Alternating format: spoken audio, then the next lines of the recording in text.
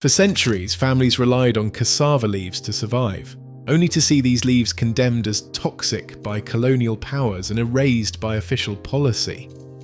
Archival warnings from as early as 1890 branded them dangerous, fueling a fear that outlasted empires. Yet traditional cooks quietly preserved the skill to turn a potential poison into vital food.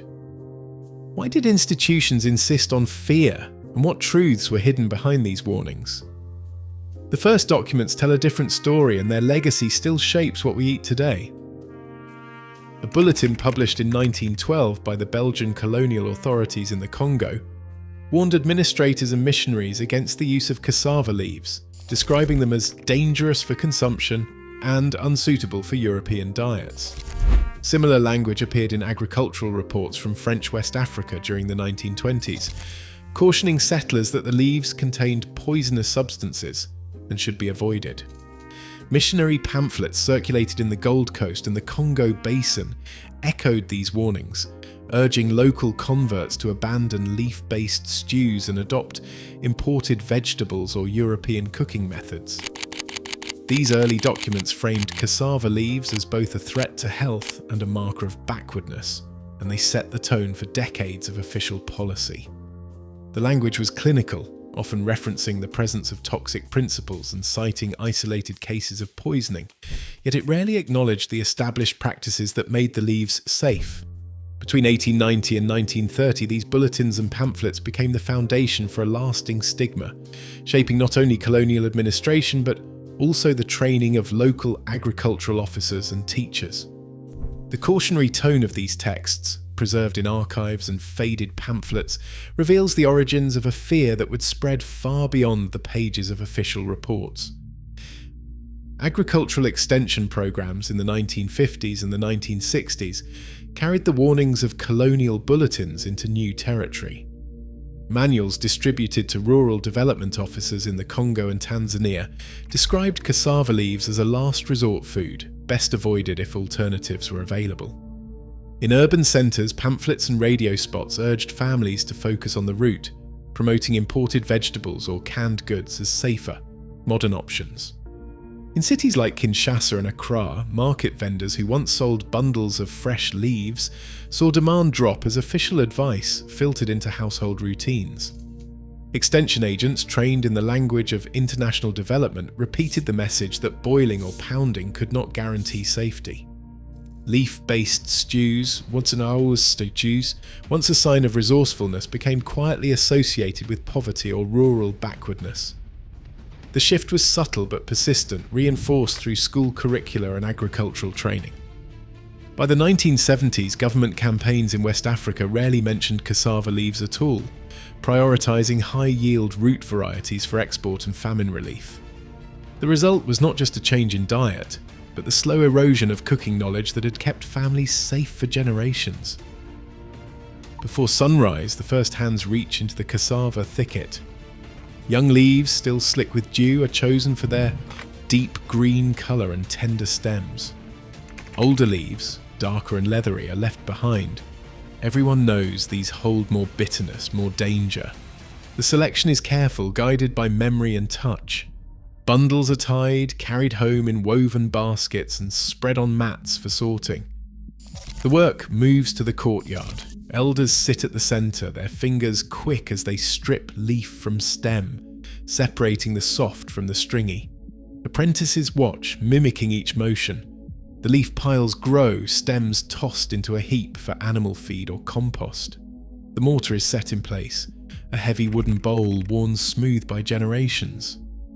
Pounding begins, a steady rhythmic thud that echoes across the compound. Each blow crushes cell walls, releasing the linamarease enzyme that starts to break down linamarine, the compound that could become cyanide. The pestle is passed from hand to hand, each person adding their strength to the pulp. The rhythm is more than noise, it is a signal, a call to gather, a memory kept alive by repetition. The leaves transform under the pestle, turning from crisp blades to a green, fibrous mash. Water is poured in, binding the pulp, making it easier to work. The smell shifts, sharp at first, then earthy, a trace of bitterness in the air. elders check the texture, searching for the right balance. Not too coarse, not too fine. The pounding can last half an hour or more, depending on the batch and the season. In some villages, a brief blanching comes first, a quick dip in boiling water to soften the leaves before the real work begins. In others, pounding alone is trusted to do the job. Once the pulp is ready, it moves to the cooking pot. Water is brought to a rolling boil and the leaf mash is dropped in by the handful. The pot simmers for 30 to 60 minutes, sometimes longer. Watch closely the whole time. The liquid turns cloudy, then gradually clears as toxins leach out. Elders dip a spoon, taste for bitterness, check for the right aroma. If the water still bites at the tongue, it is poured off and replaced, sometimes 2 or 3 times. Each change draws out more of the danger, leaving behind a softer, safer leaf. Through these steps, harvest, pounding, boiling, the leaves begin to lose their threat. What started as something potentially lethal is transformed by care and tradition. The process is communal, each stage marked by sound, scent, and the quiet authority of those who have done this work for decades. The groundwork is laid for what comes next, the pressing, the fermenting, the final simmer that will turn this green pulp into a dish both nourishing and safe. Fermentation begins with the pulp, still damp from pounding, packed tightly into a clay jar or a woven basket lined with banana leaves. A stone or wooden lid seals in the warmth. For the next 12 to 24 hours, the mixture rests in a shaded corner away from the midday sun. As the hours pass, a faint sourness rises from the jar, a signal to experienced cooks that the microbes are at work. The texture loosens, the colour shifts from bright green to olive.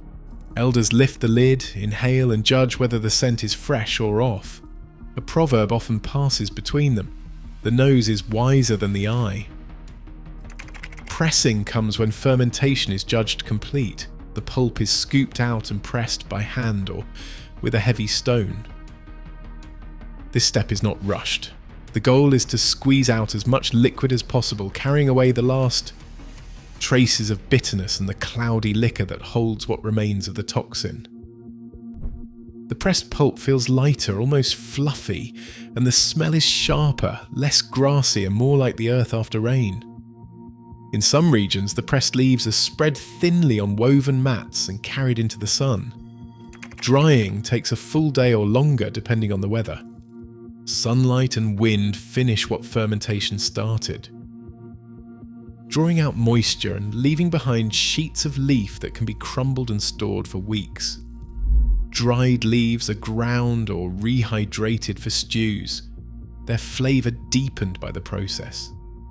The final act brings everyone back to the kitchen. The fermented or dried leaves are simmered slowly in a wide pot, sometimes with peanuts, smoked fish or palm oil. Apprentices gather around, watching the liquid turn from cloudy to clear, listening for the hiss and pop of the simmer. Elders taste the broth, searching for a clean finish on the tongue and a gentle aroma. If the flavour is still sharp, the water is changed again, and the simmer continues. Only when the taste is mellow and the kitchen fills with a savoury green scent do the elders nod their approval. At the heart of this process is trust, in the senses, in the patience of time, in the wisdom passed down. Each step, from fermentation to drying to the final stew, is a safeguard built over generations. When an apprentice takes a cautious first bite, surrounded by laughter and gentle teasing, it is more than a meal. It is proof that the leaves are now safe, their danger transformed. The meal ends with a quiet saying: "The leaf that feeds must first be tamed."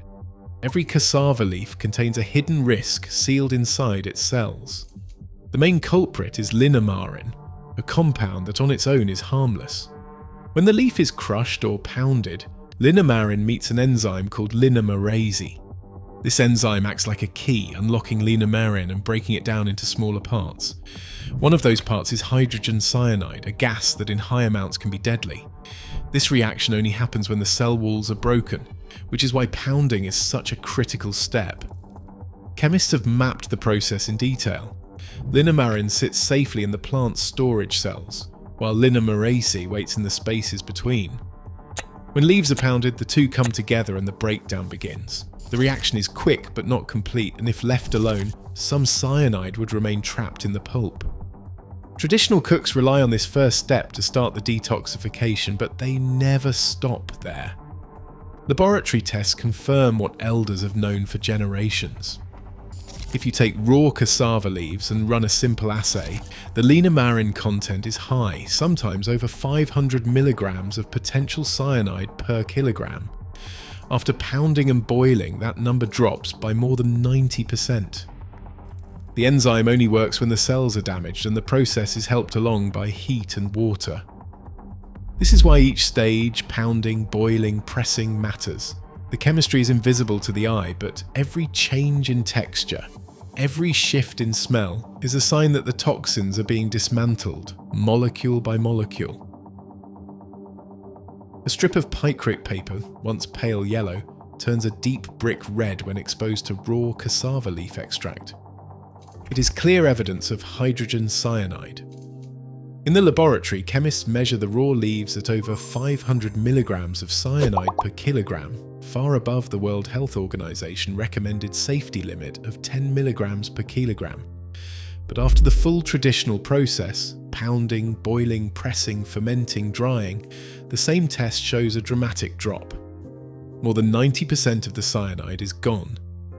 Finished leaves, when properly prepared, consistently test below the World Health Organization threshold, often as low as 5 milligrams per kilogram. The numbers echo what generations of cooks have sensed with taste and smell. The danger can be tamed, but only with patience and care. A nutritionist standing by the lab bench offers a word of caution. The process is not foolproof. Shortcuts, skipping the pounding, boiling too briefly, or neglecting to change the water can leave behind enough toxin to cause illness. Outbreaks in the Democratic Republic of Congo and Tanzania have been traced to rushed preparation or unfamiliarity with the old methods. The science is clear. Traditional techniques, rigorously followed, make cassava leaves safe, but improvisation is risky. For those unfamiliar with the process, the advice is simple. Never attempt it without expert guidance, and always follow protocols recommended by health authorities. The leaves offer nutrition and sustenance, but only when respect for the method matches respect for the plant. In the heart of Kinshasa, morning crowds gather around market stalls where bundles of cassava leaves are stacked high, their colour still bright from the night's harvest. Vendors, mostly women, move quickly to sort, weigh and tie the leaves for customers who know exactly what to look for. Tenderness, a certain sheen, the promise of freshness. These scenes are not relics of the past. Across West and Central Africa, from Accra's Makola market to the bustling corners of Brazzaville, the trading cassava leaves remain steady, even as official advice once tried to erase it. In Ghana, dried kontomire packets share shelf space with imported greens, a quiet nod to the persistence of local taste. The nutritional value of these leaves stands in sharp contrast to the warnings that shadowed them for decades. On a dry weight basis, cassava leaves can contain up to 25% protein, a figure that rivals many legumes. They are rich in beta-carotene, providing a key source of vitamin A, and supply iron and calcium in amounts that supplement diets built on tubers and grains.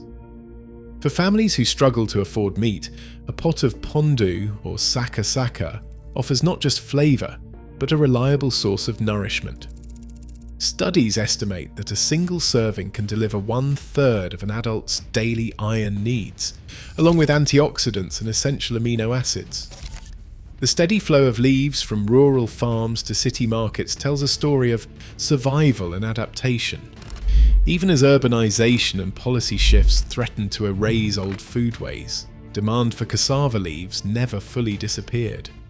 Vendors recall lean seasons and political upheaval when these leaves, processed with care, meant the difference between hunger and health. Their presence in market stalls is a quiet rebuttal to the notion that cassava leaves vanished from modern diets. Instead, they endure, traded and eaten not just out of habit, but out of knowledge that they offer something both safe and vital. In a small restaurant in Paris, a Congolese chef arranges a plate of pondu, the leaves bright and tender, simmered with smoked fish and palm oil. Each bite carries the memory of kitchens thousands of miles away. But the journey to this table is not always smooth. Across Europe and North America, diaspora cooks have revived cassava leaf dishes, adapting them for new audiences and modern kitchens. Yet the old fears have not vanished. At major ports like Rotterdam and New York, customs officials sometimes seize shipments of dried or frozen cassava leaves, citing safety rules that demand proof of low cyanide content. Regulations in the European Union and in the United States require cassava products to test below strict limits, often 10 milligrams of hydrogen cyanide per kilogram, though few guidelines address the leaves directly. The result is a patchwork of enforcement. Diaspora grocers recount shipments held for weeks or quietly destroyed because paperwork failed to convince inspectors that the leaves had been properly processed.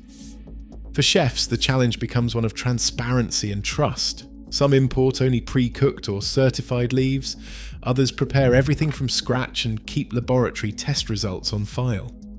Non-profit groups and food safety organisations now offer training in traditional detoxification, teaching new generations the importance of each step. In London and Toronto, workshops led by elders demonstrate pounding, boiling and pressing, blending sensory checks with modern science. The revival of cassava leaves is not a return to the past. It is a careful negotiation with the present, honouring tradition while meeting the demands of regulation. On the plate, the dish remains unchanged, safe, nourishing and deeply familiar to those who remember. The path it takes to reach that plate, however, is shaped by new rules, new risks, and a renewed respect for the knowledge that made it possible. Cassava leaves remain both sustenance and controversy, still regulated, still misunderstood. As global food insecurity rises, their story challenges us to question whose knowledge we trust and why. Centuries of safe tradition stand against fear shaped by policy, not evidence. In a world hungry for solutions, wisdom sometimes hides in what we have been taught to avoid. What forgotten foods could nourish our future? Share your thoughts below.